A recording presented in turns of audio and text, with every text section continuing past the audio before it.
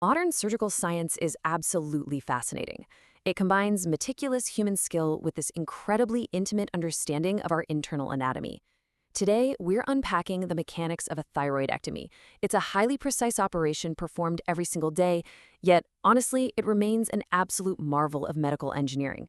Let's break down this surgical journey step by step. Okay, let's dive into this. So, a thyroidectomy, simply put, is the surgical removal of the thyroid gland. Now, that might sound pretty straightforward, right? But the terrain of the human neck is incredibly complex. The thyroid is nestled right in there among some highly critical structures, so navigating it requires absolutely flawless anatomical precision. Here is our surgical flight plan for today. We'll be covering 4 main steps. 1. Anatomy and patient prep. 2. Incision and tissue dissection. 3. Removing the thyroid gland. And 4. Closure and patient recovery. Starting off with Section 1, Anatomy and Patient Prep. Picture the operating room. The patient is safely under general anesthesia, and their neck is carefully extended backwards using a shoulder support. This is super important because it maximizes the surgeon's angle of access. Once everything is prepped with antiseptic, sterile drapes are placed to create a perfectly isolated, highly controlled surgical field. We are ready to go. If we compare normal neck anatomy to an enlarged, diseased thyroid gland, which is highlighted in red, the clinical problem becomes super clear. You'll notice the diseased gland sits really low on the front of the neck. And the big issue?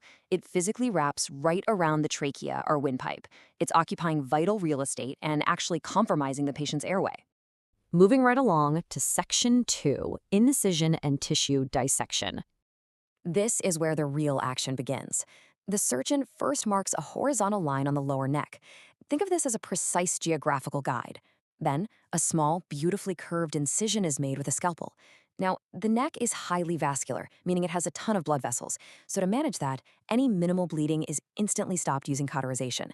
This is absolutely crucial because it keeps the surgical field perfectly clear for the delicate work ahead. Next, we go layer by layer.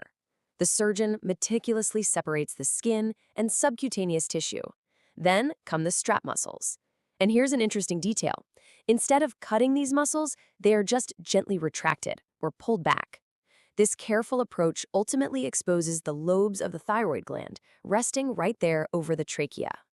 Now, here is a really surprising fact. Clinging directly to the back of the thyroid are the parathyroid glands. Highlighted in bright orange, these are completely separate glands that actually control your body's blood calcium levels.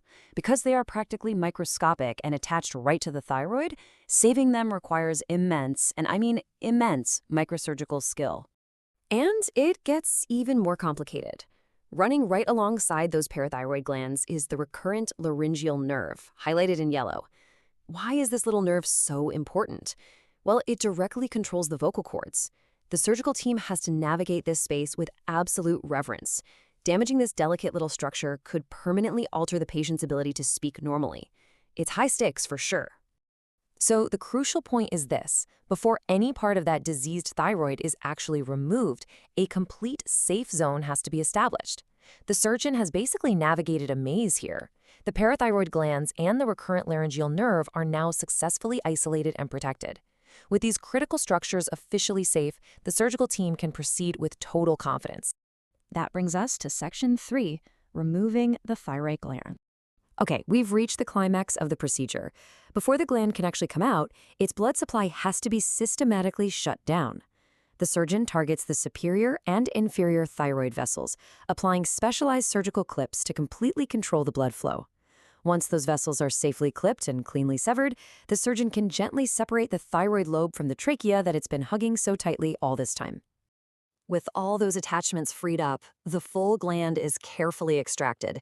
You know, it's a truly profound moment in the operating room, when that diseased tissue is finally separated from the healthy body. It's the exact moment the primary goal of the whole operation is definitively achieved. And finally, Section 4, Closure and Patient Recovery.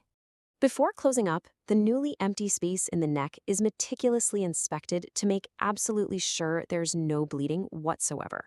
Sometimes a small surgical drain is placed just to prevent any fluid buildup. From there, the reconstruction basically happens in reverse. Those strap muscles we mentioned earlier, they just naturally fall right back into place.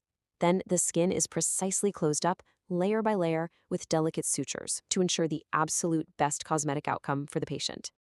The journey from that final suture into the post-op recovery suite marks the beginning of the healing process. And then, weeks later, the real triumph becomes totally visible. The scar fades, the normal anatomy of the neck is fully restored, and thanks to that incredibly meticulous dissection, the patient is speaking and swallowing completely normally again. This right here is the ultimate success of a thyroidectomy. Through a hyper-realistic understanding of exactly where every single nerve, vessel, and muscle lies, a compromised airway is relieved. The patient returns to a healthy state, entirely driven by the structured logic and incredible precision of modern surgical practice. It really is something to marvel at. Consider the delicate nerves that control our voice, the tiny glands that balance our internal chemistry, and the complex vessels that keep everything alive. How is it possible that surgeons can so precisely map, navigate, and restore our delicate internal geography? It is an absolute testament to human ingenuity. Keep wondering, keep learning, and thank you so much for joining me for this explainer.